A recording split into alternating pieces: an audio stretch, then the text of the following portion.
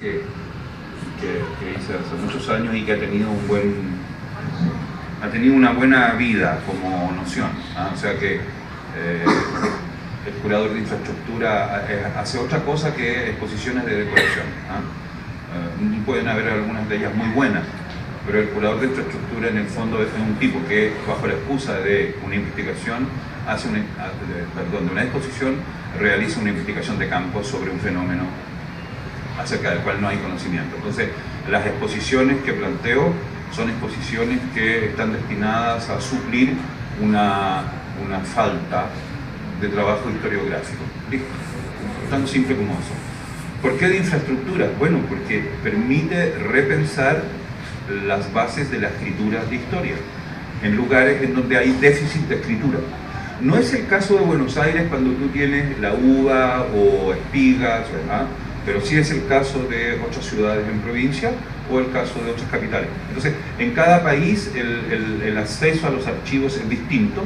No es la misma la situación en Brasil, en Argentina o en Chile en relación a los archivos. Y eso ya plantea un abordamiento al déficit, a la obra, a la historia de las obras, que es muy importante. Entonces, en eso, claro, hemos compartido cosas que tienen que ver con Mendoza, porque desde hace un cierto tiempo ya María, desde la facultad y todo, han manifestado una preocupación constante por la cuestión de los archivos locales, ¿ves? Entonces, es algo que, bueno, ¿qué es el arte local? ¿Qué es el arte local si no reconocemos cuál es el arte local, por último, en términos empíricos? ¿Ah? ¿Qué obras se han producido en tal década? ¿Qué rol cumplieron las obras que la generación de los 80 hizo en un momento? En fin, son todos temas que parecen de muy fácil solución y sin embargo no lo son. Y es necesario entonces que cada escena reconozca sus héroes, sus fracasos, sus fallos, sus ficciones, porque aquí uno no puede armar nada sin tener una ficción. Entonces ahí me meto en una especie de cómo hacer el trabajo cultural un espacio poético, ¿ah? O poético, es que tenemos que tener una ficción, ¿ah? Entonces por eso en mi trabajo cultural a cargo de un centro cultural, lo que he planteado es que un centro cultural es nada más ni nada menos que un dispositivo de aceleración del imaginario local. Pero para eso tenemos que llegar a una especie de consenso raro, extraño, para definir cuál es ese imaginario o cuáles son esos imaginarios en pugna que se dan a ver en una determinada coyuntura y definen un carácter temporal, pero definen un carácter. ¿Ven?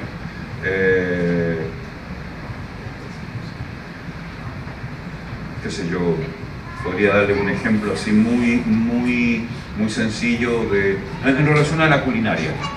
Yo fui director de un centro cultural, más o menos. Me parece que el centro cultural más importante fuera de Santiago. Sí, bueno, sin duda. Pero lo que ocurrió fue una cosa muy curiosa, es que en nuestro deseo de armar una ficción comunitaria, nos dimos cuenta que las cuestiones territoriales en torno al parque eran más complejas que en otros lugares. Entonces, por ejemplo, hay un cerro, pero en el cerro hay unas actividades, y esas actividades hacen que los habitantes tengan unos comportamientos particulares en torno a dos cosas. El fútbol, a partir de un club de barrio, y un lugar clandestino. Un clandestino en Chile es un lugar donde se expende comida sin permiso. Entonces, es una familia que tiene una gran casa y da comida, pero da comida solo los sábados y domingos, porque eso está acompañado de una actividad que tiene que ver con la cueca urbana. Entonces ahí se nos complicó todo, ¿ven? Hay un espacio culinario, un espacio de cultura popular, y el fútbol, el club que está al lado de esta casa, es una especie de elemento de cohesión social. Entonces uno dice, no, pero si la cohesión social está dada por la Junta de Vecinos. No. El que hacía acto de Junta de Vecinos era el club de fútbol. Pero no se llamaba Junta, se llamaba Club de Fútbol. Pero toda la acción del club estaba vinculada a esta familia que regentaba este lugar donde se comía y se cantaba. ¿Y qué se comía? Y pesquisando qué se comía y todo, llegamos a unas líneas de trabajo así muy concretas que terminamos recuperando lo que era la cocina pobre de Valparaíso, definitiva, definitoria, que no tenía nada que ver con el turismo, sino con la buena vida de gente que no tenía acceso a la mejor carne. Por lo tanto, en los años 40 y 50 consumía interiores, que en Roma le llaman la cocina pobre, ¿ah? Y que es los interiores. Entonces, estos tenían que ser muy creativos culinariamente para elaborar exquisiteces con esa carne de segundo. Entonces, en Valparaíso se desarrolló, como después me di cuenta en varios puertos, o sea que al final no era un asunto de Valparaíso, es un asunto de todo puerto, porque en todo puerto hay un matadero y en el matadero siempre hay unos tipos que trafican con la carne de segunda y empezamos a conocer un mundo y nos dimos cuenta, bueno, pero si el imaginario local en Valparaíso tiene que ver con esa culinariedad. Entonces, era algo que no habíamos previsto. Sin embargo, lo que teníamos como previo era un método de observación. O sea que lo que nos instaló fue el modo como observamos la realidad y cómo la interpretamos en el momento y cómo intervinimos en ella. Al final nos convertimos en unos grandes accionalistas, ¿ah? O sea, oler, mucha intuición, pero también observación etnográfica, un poco de pacotilla.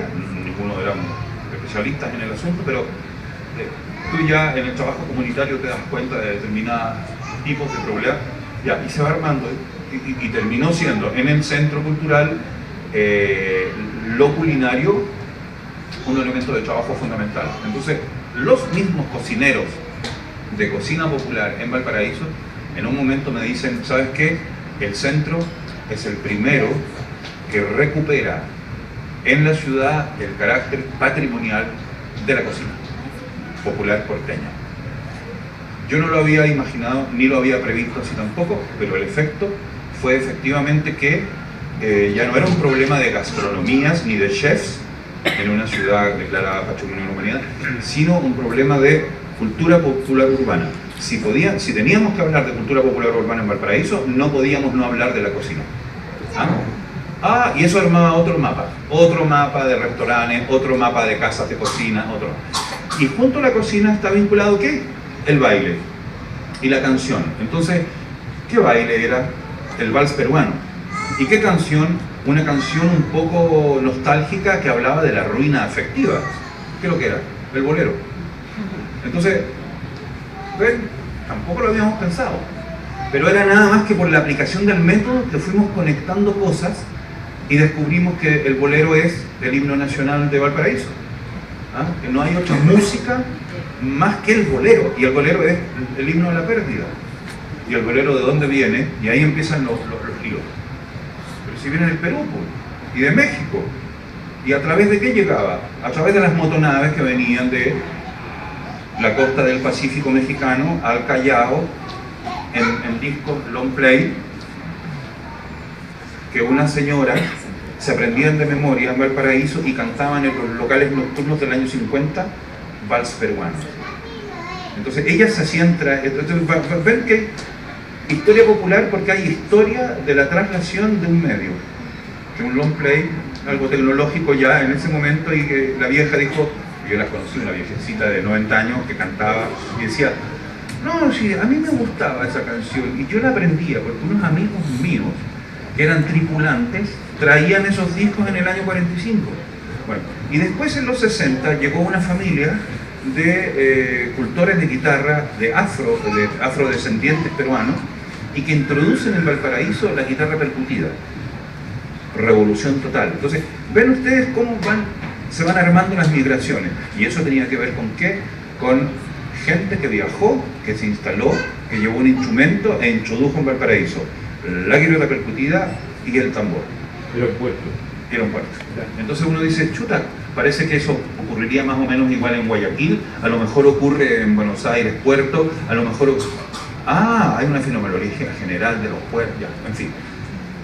Eso es lo que te permite hacer un centro cultural, cuando uno dice, mira, un centro no sirve para programar acciones, actividades, un centro es un investigador del imaginario local, y ahí las cosas se te empiezan a conectar de otro modo. esa es la experiencia sobre la cual escribimos y que recuperamos ejemplos, y ese libro debiera ser concebido como una especie de manual de cortapalos y al mismo tiempo como una biografía, porque está todo temporalizado. Entonces son mis problemas, en el fondo es el modo como yo voy abordando los problemas en situaciones concretas,